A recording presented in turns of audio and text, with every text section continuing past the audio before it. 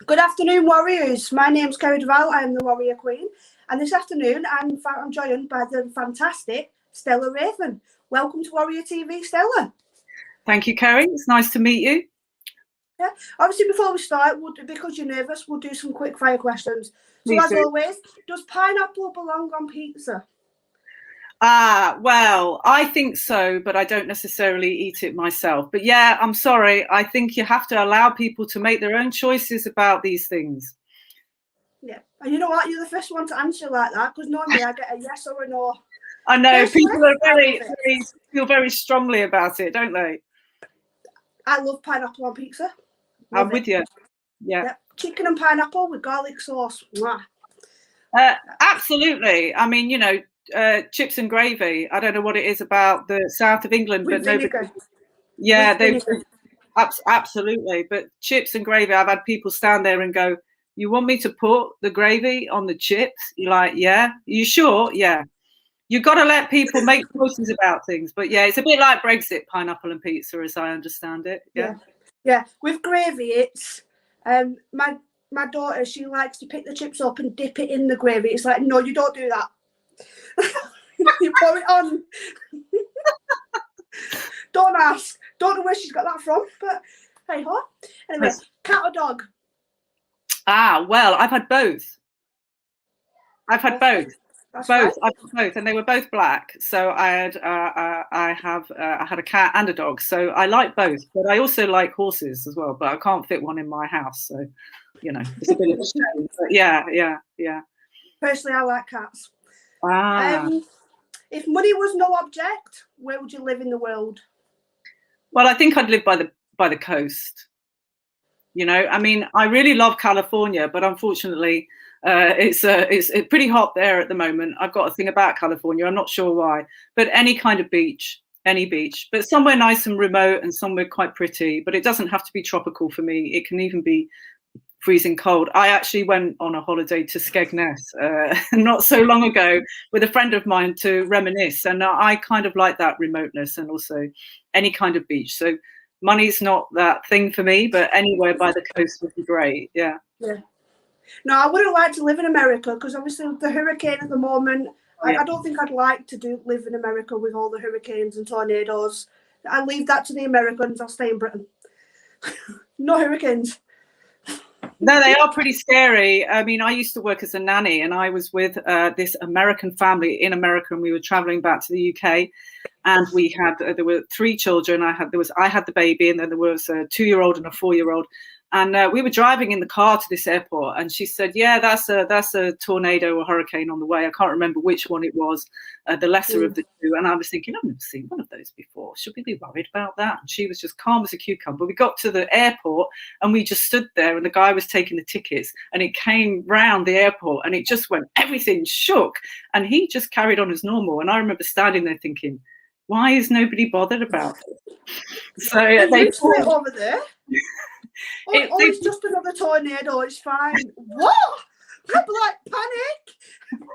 I was just standing there, and then the whole building rattled, and everybody went quiet for a moment and stopped. And then he said, "Panicked with you." Yeah, I was just standing there. And here's your tickets, and now you may go through. And I was thinking, does nobody be bothered about this? So that was my first introduction to either one of them. I think it's a tornado, isn't it? The one is always the hurricane. Yeah. Geography's not my strong point. Tornadoes, the easier one, I think. The hurricanes tend to be the scarier, dangerous ones. Yeah. So yeah, I can withstand that, but not the second one. No, I agree with you. It's a little bit. I wouldn't be able to handle any of them. I'd be too worried about my house going up. Yeah, well, you would. You'd think it would be a bit of a Wizard of Oz moment, right? I can imagine that, my house being picked up. Transported with a whip on the outside on a bike, you know, your neighbour. Yeah. Right. So obviously, to kickstart, I'm going to ask, who is Stella? Well, Stella, I guess, is my writer survivor identity, if you like, right? Where did it come from? I really love crows and ravens. I absolutely love them. And Stella, I guess it just comes from a lot of things, really. Some in literature and some are films, but it just is something that I came up with. But I guess Stella is definitely me. but it's just, I guess, the survivor and writer and therapist identity. So I feel that you kind of need it if you're a survivor of whatever it is. But talking from my point of view, you know, you need a survivor identity, even if you don't have it in your life all the time throughout your life. So that's who Stella is. She's survived a great deal. Like I have survived a great deal. And I'm very surprised at that myself, as well as proud of it as well. And I think, you know, having the persona Stella Raven gives me an opportunity to really express some of those things that I've experienced, which are not yesterday. Lots of them are a long time ago. And this has been, you know, 25 years in the development of, you know, talking about, if you like. I've been working on it. So Stella's open. I've got, you know, a lot of experience. I like to share it. I like to see what people think about it. And it's just useful. I think we go through things and they're useful to people, regardless what they are, you know. So that's who I am. So tell me about you when you were growing up. What was life like for you as a child? Well, you know, I had, like, I suppose, a very functional family in some ways. So my parents were respectable working class, yeah. And they were both from the northeast of England, and they were both Catholic. So I grew up in a Catholic family. And, you know, my mother, she didn't drink. She didn't do anything like that. My mother was very much part of the home. She made everything. I mean, she made things in the garden. You know, we had every kind of salad, vegetable. She knitted. She was a beautiful seamstress. She made jam. There was nothing my mother didn't make. Her whole life was around caring and providing for us. And she was a very good mother. A little bit old school, a little bit strict, but actually she was a very good mother. But she married my father, and my father was really a psychopath. And I was in front of that. So when I grew up, he was abusive towards me as a child sexually, and my mother discovered that and wanted to leave him. And she told me, and we left. And so we left, and then I went to live with him because she found freedom within herself. I mean, that's the easiest way of putting it. So I had a functional childhood, and probably of my generation, where child abuse kind of hid in the family and people didn't see it. Yeah. So I had a really nice childhood in some ways, right? But we had a very dysfunctional, I don't want to say man because that's unfair on all men, but we had a dysfunctional man living in the house, and my mother should have really got rid of him rather than leaving us all. So she took me and she left my brother and my sister. So my childhood is split between 0 to 10 or 9.5. And then from 9.5 to 16, it was hugely chaotic and very, very difficult. Yeah. So obviously you've just said that your childhood was split. So can you explain that a bit more? Was one half of it, obviously one half of it was really bad. So was the next half of your childhood a lot better? What do you mean? Sorry, the first half or the second half? The second half. So you said 9.5 up to 16. Oh, it was just terrible. Just terrible. Yeah, absolutely terrible. Meaning, you know, there were good parts of it, but I lived with my mum on the South Coast for a couple of years, and my mother just, you know, my mother found freedom. You know, freedoms weren't the same as they are now. Do you know what I mean? You know, like it was about 1980, and my mother was a wonderful woman, and, you know, she just found freedom in working and defining herself, and she's kind of drifted from me. You know, and so then my father exploited that, and I then went back to live with him and my brother and my sister, and he drove both of them out the house with violence. So he replaced the sexual abuse with extreme violence with me when he got me on my own eventually. So then I lived under my psychopathic father for the next 4 years, and it was horrific. Yeah. It was just horrific. So during those 4 years where you were experiencing that violence, did you ever cross your mind to escape? Yes, and I was lived on the streets. Yeah. And how was that? If you don't mind me asking. No, I don't mind you asking. And, you know, it does take a lot of skill for someone to ask you these things, actually, Kerry. It's not just something that you can tell anybody. That I've been healing my life since I was about 21, right, when I entered therapy, which was probably the best thing I ever did. And it took me a long time to then peel back the layers of different things. And regarding what was that like when I was 12 and running away and sleeping in cars and drinking and being in nightclubs and being involved in child exploitation, which wasn't really recognized in those days. It took me till 27 to even realize that's what it was. I had absolutely no idea. And a friend of mine, we drove back through this northern town, which I will remain anonymous for now, right? We went from a place that we were at school at, and we had to take a diversion, and we went across the top of this place where I used to go, and I was in the back of the car, and my head just went thump, like that, as if it had been frozen. And it's entirely true. My friend, who wasn't, I wouldn't say, wouldn't recognize something like that, she was looking at me in the car mirror and she was going, "Are you all right?" I couldn't speak to her. And it was then that I realized that I'd been involved in something that I recognized as child exploitation. And so that part of my life is only something that I've been able to deal with now. It's taken me almost 10 years to really get to grips with it. And even now, I'm not totally to grips with it. It's a very complicated thing, child exploitation. It is. It is. And obviously, it's one of those things. There's it's a massive situation to deal with, and you know what? It's brilliant that they've come out the other end and you've turned your life around. So I want to switch on to that, if you don't mind. No, that's fine. We switch on to how therapy made you go from all them dark times in your childhood to the life now. Well, you know, I've got a lot of degrees. I've got a lot of education, and that didn't come easy. You know, like my father took my education from me, but I always wanted to go with it, and that was what I chose. And I was doing my first degree in business studies, and I was doing really well. I was before I had endo, and I was struggling. You know, like I was struggling. I'd always struggled with my father, and I went to therapy, and I went to this woman, and she was wonderful, and it was through the university. And I was talking about my dad and all the violence and stuff like that and blah, blah, blah. And I was like, right, okay, I've told you now. And she was like, no. And I'm like, what do you mean no? And she said, this is your baggage. And I'm like, what are you talking about? Like, literally, I was like, what are you talking about? I've told you, surely this belongs to him. And she's like, no, this is your baggage. You need to unpack it and deal with it. And I wouldn't say I was incredulous. I just didn't understand. I was like 20, 21. Mm-hmm. But actually from there, I started to go to therapy on and off, not with the same therapist. I went with different therapists, and the NHS had nothing to offer in those days.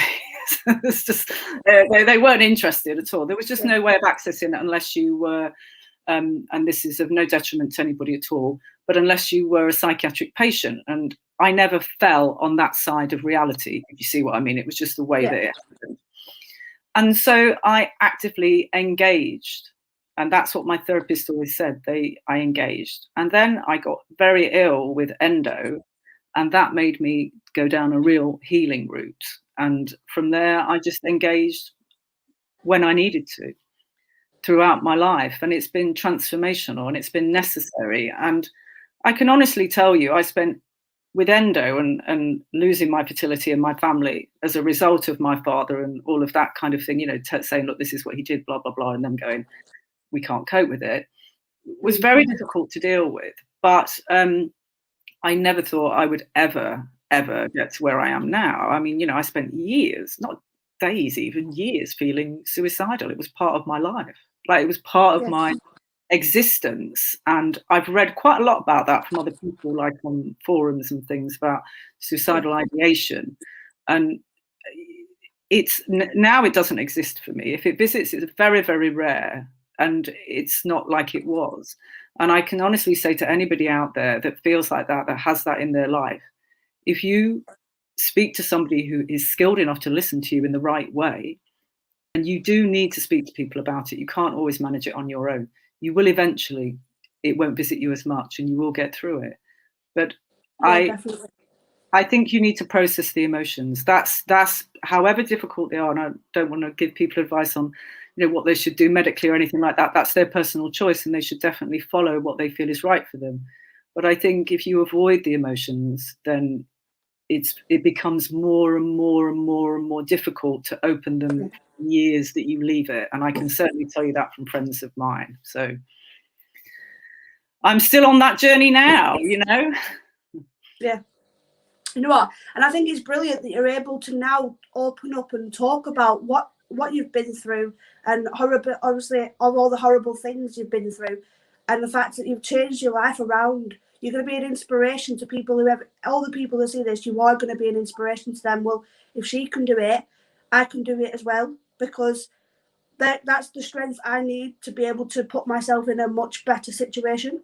There is lots of help out there, and people obviously can go and access it, however they choose to access it. So tell me more about the therapy that you went through and how you wanted to change your life through education and what it is you do now. Okay, so I did lots of different types of therapy, and I kind of, if you don't mind, I'd like to talk about therapy a little bit, right? Because I think people have this idea that therapy, you know, is something that happens to you when you go, and it isn't, right? It isn't. It's something that you have to take from the inside, and you have to take it there. And actually, you know, the NHS is fantastic. I've actually had some very good NHS therapy, but it came very late in my life. I had Freudian therapy, and it was, trust me, I'd had 8 years of therapy when I had Freudian therapy, nothing prepared for it, but it was by far the best thing I ever did. But, you know, the three things I'd say is that the NHS at the time couldn't offer me anything. And there are some trainees out there. Some of them won't be beneficial for you, but some of them will be really good if they're at a reputable place. And I would definitely seek them out and, you know, seek out different types of therapy. I saw different therapists, and I paid to see them out of my own money. And it wasn't, you can pay trainees a lot less. And it was because nobody understood the complexity of what I went through, right? I've lost numerous, people will just walk out of my life as soon as if they meet me and they know what I do, they think I'm brilliant. Then as soon as I mention my father or the loss of my family, you can hear their feet out the door. I have lost so many people through that. And so, you know, I had to have a space, and that space was mine. And that allowed me to build who you see now. So I have friends, everybody has friends, but the friends that I do have, I don't have tons of friends, but I would say all my friends that know me are incredibly loyal. I've known them for possibly, you know, 20 or 30 years, the people that I know very closely, and some more recent ones, and I'm related to be a little bit more open. But without that process, I wouldn't be here now, right? Meaning it's allowed me to exist in a very small space with somebody and really process those emotions together, you know. And for me personally, and I'm not saying people shouldn't do this, I'm saying it is possible if you feel that you can do it. I never used any medication. Yeah. Now, that was my personal choice, and I want to stress that. And I'm not making an advocacy for anybody not to take medication, because it's beneficial for some people, but it is possible to do it. It is possible. And so, absolutely. Go on, carry on. Yeah, absolutely. With the whole medication thing, it is right down to personal choice. Some people feel that medication is the best thing for them, and that's absolutely fine. But then other people swayed away from medication, gone to natural remedies, or no medication at all. And again, that's absolutely fine too. We would never tell you to go either way. It's down to personal choice. Yeah. Stella, continue. That's okay. So that's the psychotherapy side, but psychotherapy side is really intense, and you need it. You know, like I've gone through different phases in my life, you know, so I went through an acute survivor phase, and in that time I needed survivors around me, right? And some friends of mine, they set up a national charity as it was 20 years ago. It's been going for 20 years now. And we all met as a survivor group. Those people that I've known for that length of time, that I see on and off, were absolutely instrumental for me in that time, because we could talk to each other about our survivor needs, our survivor strengths and weaknesses. Survivor groups are incredibly important, and not just group therapy, just being part of people that you can speak with quite openly about very acute things in a very normal way. So that was an acute phase in my life. Then I felt that I wanted another identity, not constructed, but I wanted to move away from that, you know, like I wanted to be more me, if you like, who emerged from that. And then I started to do, you know, art therapy, and then Chinese herbal medicine. And also I've done all sorts, journey work, meditation and yoga was central to what I did. But I think more than anything, I think within the therapy, what I think you really need is, you need a core of 2 or 3 people around you. You don't need more than that, who just accept you if you're, as I call it, chewing lino. Yeah. And while you're on the subject of therapy, which would you say is the best one in your personal opinion? My personal opinion, I think psychotherapy is incredibly useful. And I'm doing a slightly different therapy at the moment, which I'm training in, but it's a foundation, if you like.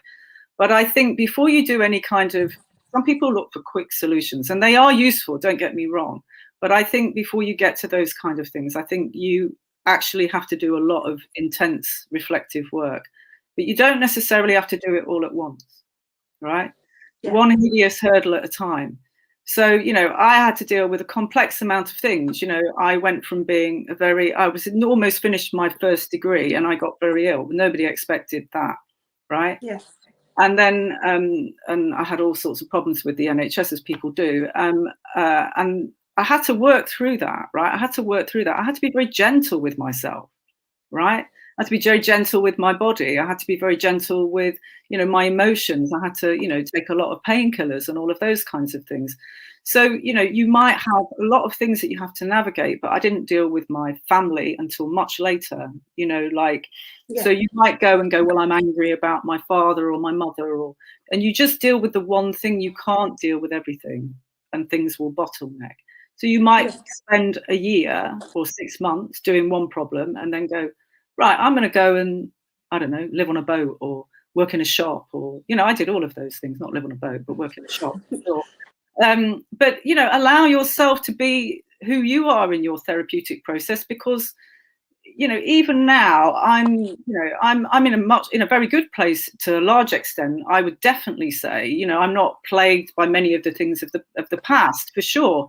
But you know, you still have, you know, I mean, I'm probably dealing with my mum now, but it's an easier thing to deal with. But you have to spend certain periods of your time just doing what you need to do in that moment. And it doesn't matter what other people say you should do. You do it, you decide, you choose a therapy, you work with someone that really understands you and works for you. And don't let any therapist tell you how it should be. You decide. Your emotions are paramount, and that's what they should be there. They should be there for you and be saying, and if it's not working, you finish it and find someone else. And yeah, you have to go with your identity and what it is. And sometimes that might be, you know, I worked in a bar for a while when I finished my second degree, right? And I did my master's, and it was, and I don't really drink, you know, and at that point I wasn't drinking anything. So I didn't drink for years because I had endo and you can't drink. But I was fine with that. Everybody around me, they were taking cocaine, they were drinking, they were, you know, and I wasn't interested at all. Yeah. But I had a ball with them, right? An absolute ball with them. And I had a great time for years with them, you know, but I never partook in the lifestyles that they had.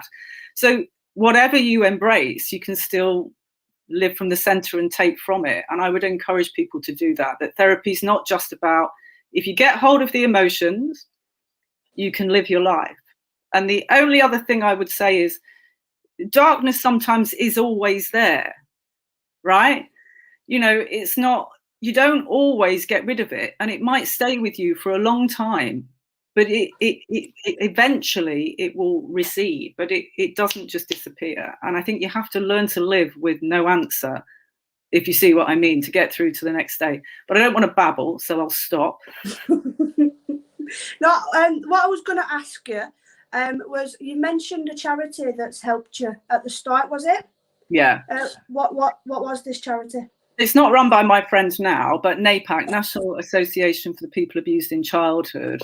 So me and 2 other people, they haven't told me whether I can mention them or not, so I'm not going to, but they, one guy in particular, the pair of them, they worked in the charity for many, many years and set it up. And it was for survivors, because there was no help at that time. But I would strongly advise people to speak to NAPAC, because they are extremely useful. Now, when my friend started this, amongst the survivors that were around, there wasn't anything. There wasn't any advice. So that survivor movement, if you like, is what that grew from.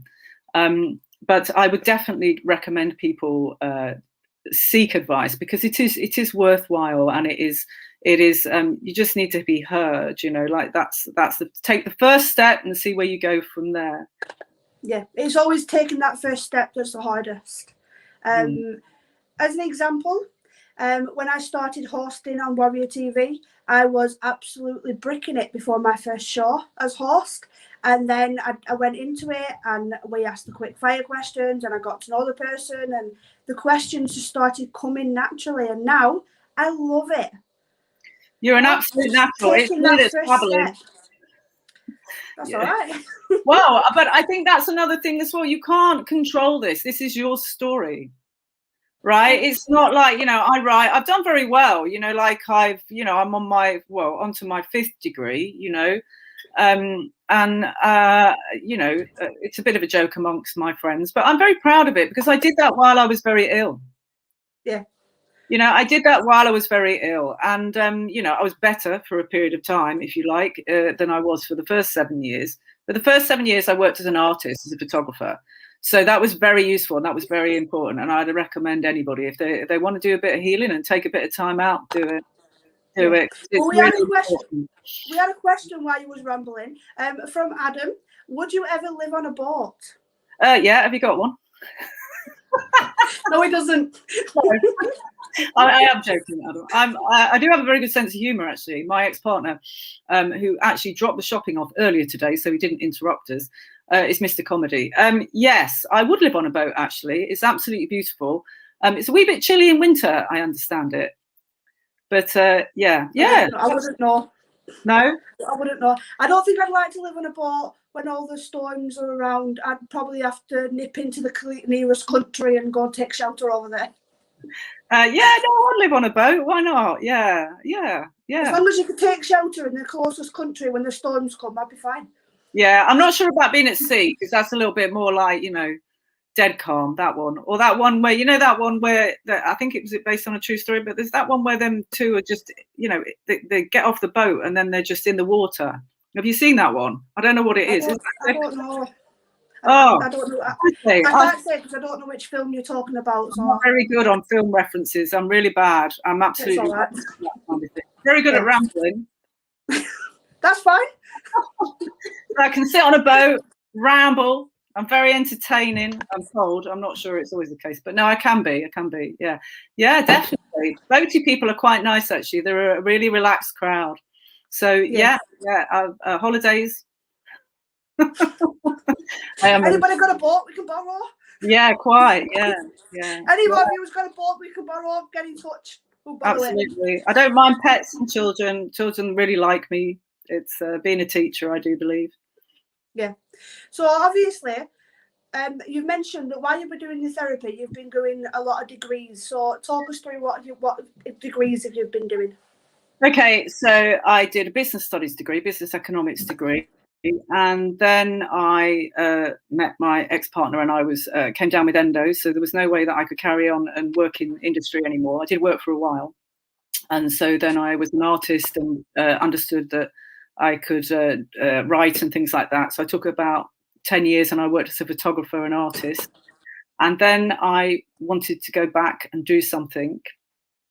And I wanted to do art, but I couldn't draw very well. And there was no point doing photography. So I opted to do English. So I went back and did an English degree.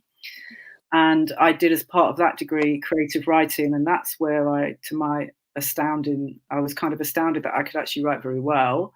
And then I was still doing a lot of healing, and I was going to do teacher training, and I just felt that I couldn't manage it, right? I thought, I've got too much going on with my teenage years. I don't think this is a good idea. So I worked in the bar for a while. I did my MA, and I did an MA in creative writing. And then I did my PGCE and my Masters in Education. And I've got a diploma in photography, and now I've just started on therapy training. So I'm doing a course that will allow me to then go on and do an MSc in psychotherapy. And that's where I am. Wow. So from going from all the abuse as a child right through to now, you want to be that person to help others that have come through what you've been through, to go from that to where you are now. That's a massive achievement. Well done. Thank you, Carrie. And it is an achievement, and I don't really recognise it. And if I could just qualify it, I went just you will qualify it. You will. Yeah, you know, I went from being a really strong, amazing 23-year-old to yeah, a degree in business studies, you know, working as a nanny, doing really well, beautiful life ahead of me, to literally lying on the floor in absolute flipping agony, right? And from lying on the floor and then having to deal with all my child abuse, which I could see the importance of that in my life at that time, right? You know, gynaecology, endometriosis, all of those kind of things. Doesn't matter. It's not the cause of it, but many people will tell you that it's not the cause of it. It's just significant. It allows you to work through it. I went from lying on that floor, had some surgery, which helped me. It took me years to get that surgery without going into the details. And from there, and I still had endo, and then went and did my English degree and had endo and worked as a teacher. And nobody knew I had endometriosis when I worked as a teacher. Nobody. Yeah. Nobody at all. If you don't mind, I'm gonna ask a bit more about that. So when you hit rock bottom, tell us about that. Which rock bottom? Anyone. Well, I suppose when I first got endo, that I did hit rock bottom, but it was kind of easier to deal with in a way, right? Because that wasn't the worst. So I was with my ex-partner. We're still very good friends now. We get on very fine. We speak every day. But I remember lying in this house in Holloway, in Tollington Way, and I was lying there, and I thought, listening to the dripping of the tap, thinking, I've arrived. You know, like I was, this is it. This is where I am, kind of thing. And it was quite a nice place. I made it nice. But actually, that wasn't my rock bottom. And trust me, we haven't got enough time to go through the absolute hideousness that I went through in those 10 years, right? I then had some surgery which took away 80% of the sledgehammer pain I was in for 9 years. And I didn't have a word for it until I was out of it. How I managed to get through that, I don't know. But then I discovered that my fertility had been compromised. And I had also lost my family, and I kind of sailed along for a while. My ex-partner and I separated on very good terms. Everything was just we just needed a break. And then I found myself on my own, not on my own in that way, but I was single. And so people looked at me differently. They were like, oh God, you might need some help. Go away. And I was like, gosh, this is new. I've never experienced this before. And then all of a sudden, I started to deal with my infertility, my compromised fertility, which basically was that I could die, the child could die. You would need a book in medicine to understand what I would have had to go through if I even got pregnant in the first place. And then the loss of my family and the fertility hit. And that, I would say, is the rock bottom of which I've been scraping myself from the floor off, claw by claw by claw, for the last 20 years. And that, I think that was it's the most difficult thing to go through in my entire existence. I can't really convey it properly. You know what? You can see it on your face that how emotional you're getting just talking about this. So a massive credit to you for letting share it with you. I think people need to know, you know, like how it's really wonderful that people are listening to me, and I really, really, it's heartfelt for me, and that's heart and soul. But I think to just, you know that actually, you know, pain is very, very difficult. And people, I think I've been talking with someone about my infertility quite a lot recently, and I was saying to them, you know, I actually don't understand infertility, or as I had what they call compromised fertility. You know, it's not something that you ever understand. You never really understand why you aren't having children and other people do. And it's not really a question that you have in your mind, but you never understand it. I don't really understand myself. But I do know that having to do those two things, deal with my family and deal with the loss of my own sense of identity. And if I can say, I didn't just lose my family, my brother and my sister. I have relatives all over the Northeast. There's not one of them will speak to me. Yeah. Not one. There is not one person in my entire family that will talk to me, because my father did an absolute bloody number on all of them. And I mean, you've never met anybody so guilty in your entire life. But that's the power of the psychopath. And I'm going to write a lot more. I've got empathy and psychopathy is in the news at the moment. And that's where I was, so those losses that people talk about, and it's an intangible loss. And I'll just finish. I just want to say the thing that I struggled with the most is that people can, with all due respect, people lose people in terrible and really unfortunate circumstances, but it's tangible. Mine was intangible, and it was a loss. And those people, my sister and my brother, will never come back into my life. Yeah. Never. Sometimes being the black sheep of the family is absolutely fine. Personally, I'm the black sheep in my family. You know what? I love it. Nobody talks to me unless they want something. And I'm like, why should I talk to you? You're only talking to me because you want something. Go away. Yeah, I mean, that's... I love it. Yeah, I mean, now I'm in a much stronger place with it, right? And I have written about it. I've written about Christmas psychosis. That was actually a really big thing for me to write. It's all true, but I couldn't have written it if I still felt like that, right? I couldn't have written it if I felt like that. And it was terrible for me, but it isn't like that now. I can get through Christmas. I don't like the run up to it and all of them adverts on the telly and things like that. But actually, I'm fine. I don't need to be with anybody. I can be. I don't have to be. I'm perfectly fine. But yeah, there is a lot of loss around family in families where there is abuse, and it isn't straightforward. People don't come home one day and go, well, dad abused me, and the family go, oh God, that must be terrible, and the police get involved and they get sent to jail, and everybody understands. It's not like that. The family has to be confronted with something terrible, and that's very confronting for the individual, right?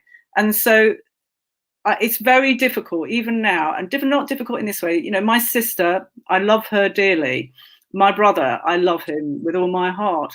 I actually don't think that they're to blame for this situation. They quite clearly have been, had to believe in my father because they cannot face the difficulty, even though they know how violent he is. It makes no irrational. It's irrational to everybody from the outside. And if my sister sees this, she will be furious. Now, and I don't want her to be, but it's very difficult. Things. Yeah, so I want to kind of give them their respect and go, they are in their own kind of, prison with it. It's not straightforward abuse. And I think, people should give themselves a break when they're dealing with it and dealing with the families of it. And I think anybody that's around them, even if you don't like it, you don't understand it, just listen. Yeah.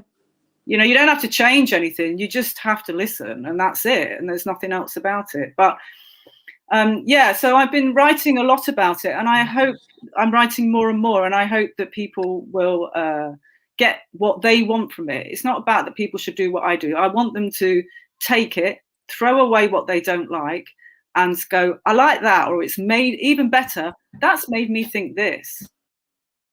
Yeah. So you've mentioned you're writing. So is that a book that you're writing?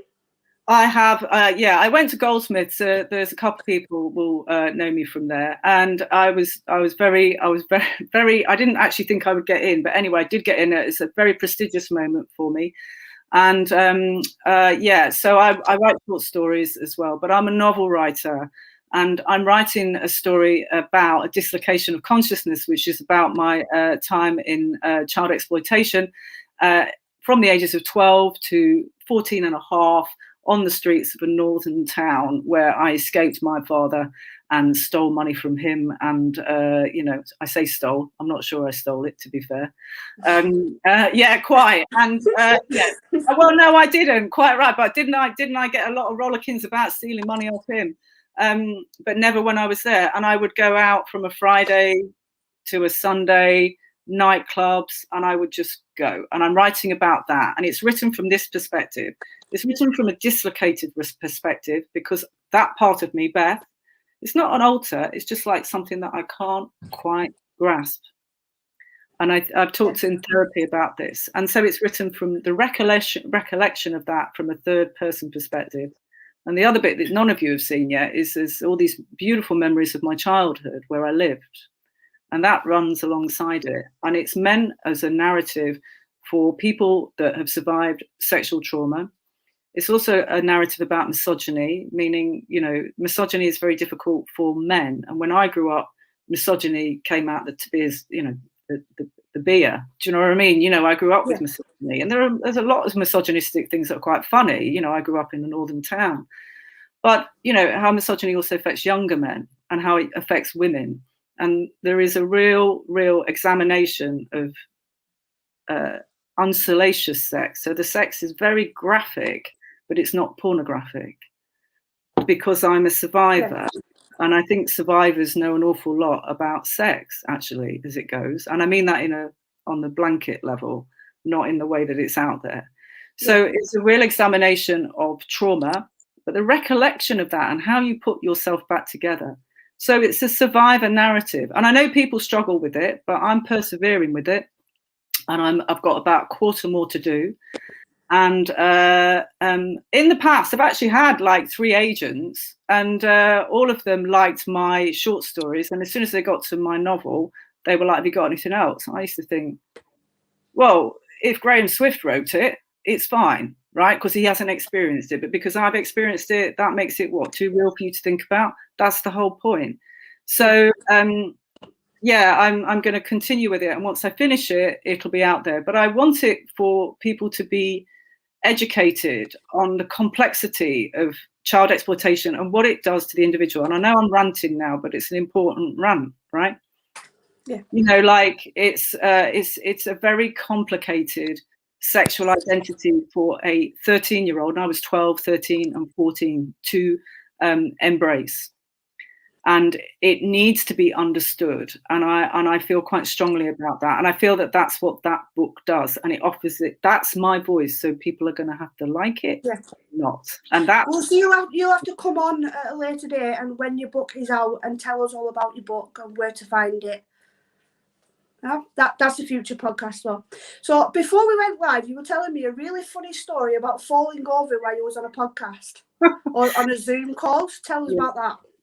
Well, I'm a teacher, so I teach online all the time, and you get used as a teacher being stupid, and you do embarrassing things continuously, and there's nothing you can do about it. Kids are always saying, you haven't spelt that right, and you go, oh, you know, well, you've got that sum wrong. You're like, yeah, no, I know, don't worry about it. It's like, what's the answer?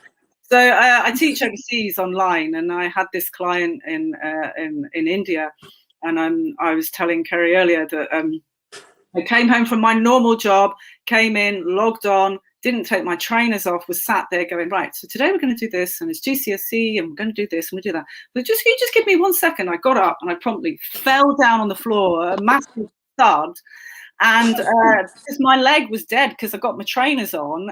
But the worst thing was, I was like on the floor going, I can't actually get up. I cannot get up off the floor. It was like one of them dreams where you're trying to wake up and you can't. And I'm like on the floor going, I try to still teach GCSE from the floor. Please read that text and have a think about it.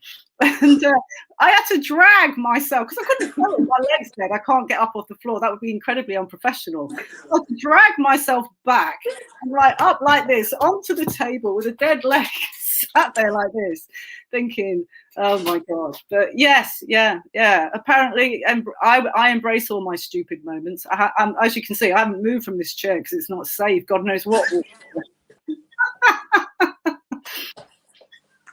Oh God, I can just imagine if one of my kids' teachers fell over on camera. That would be hysterical.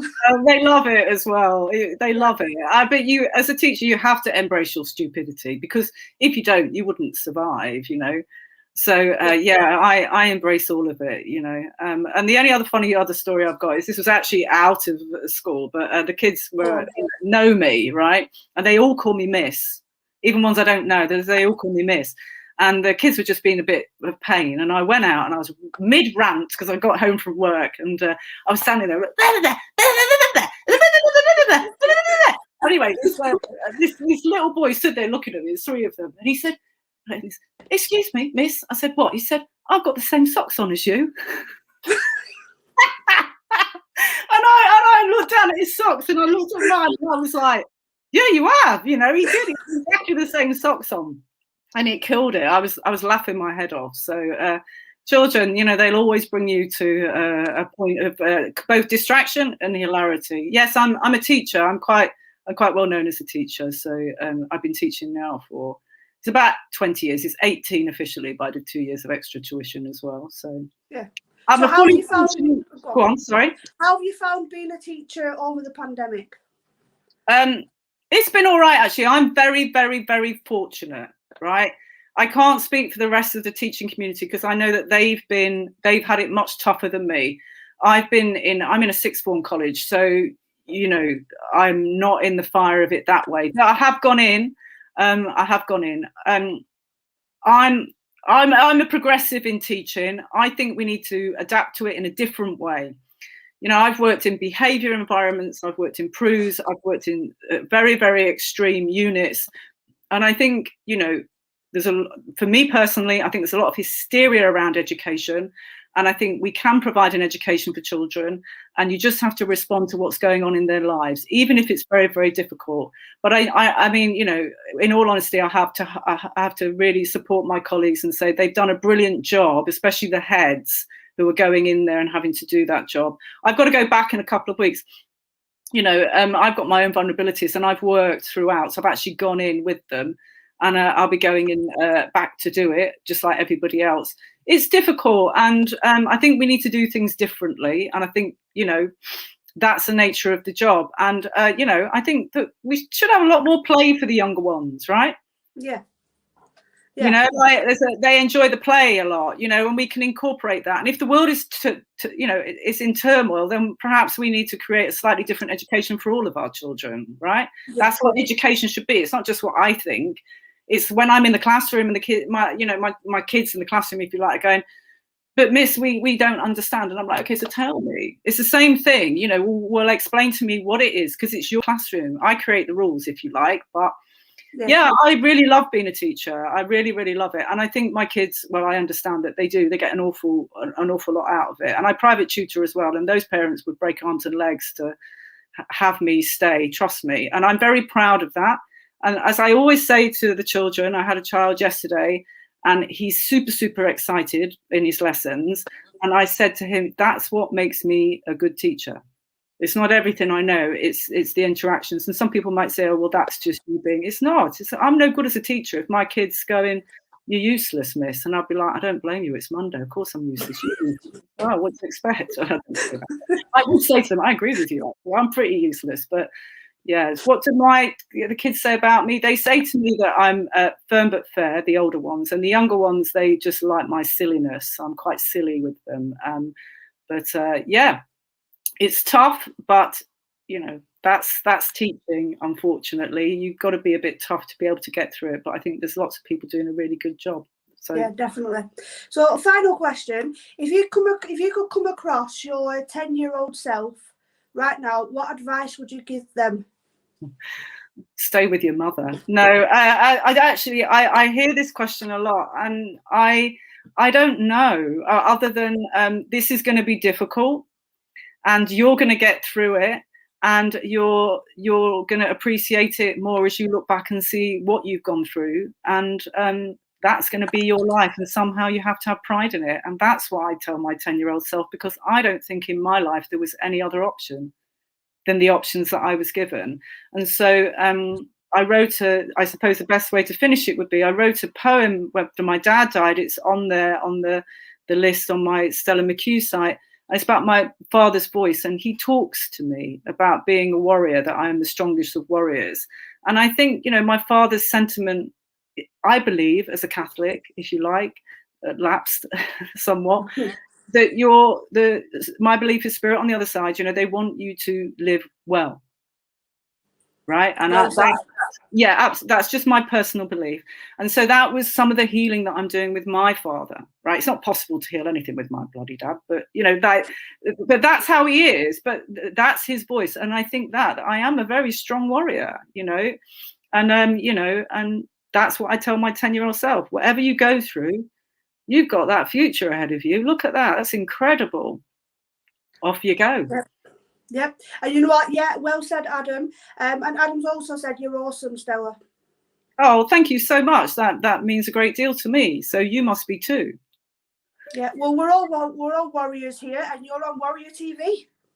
Thank you so much. I have to say, it was such an honor. I mean, genuinely so, when you asked me, because I'm not brave like you. I can come on and do it once, maybe twice, but you know, what you and your husband are doing, I think is incredibly special, and I think people are chosen for that, and I think it's a really, really wonderful thing that you are both doing. And I think, you know, I probably speak for everybody. You've got so much support, and I just think you are incredibly brave, and we all have different kinds of bravery. And can I just say thank you for taking the stigma away from terrible experiences that people have, and I'm so grateful for that. So just thank you so much. And you're welcome. And it's not just me and Adam. We do have a team of warriors behind us who are just as brilliant as me and Adam. We've got a couple more stepping up to do their own shows. I'm not going to give too much away. That's coming on Warrior TV. But but thank you ever so much for coming on to Warrior TV. Please do not be a stranger. Come back and tell us all about your book when you have finished it. Brilliant, Kerry. Thank you so much. I don't know how to do the technology. I know how to fall on the floor, so I can do that for you if you want. No, thank you. Don't be hurting yourself. Enjoy the rest of your day. Enjoy the rest of your week. Thank you for coming on again, and we'll see everybody later. Bye. And feel free to add me on Twitter, people, and thank you for listening. See you later. Bye. Bye.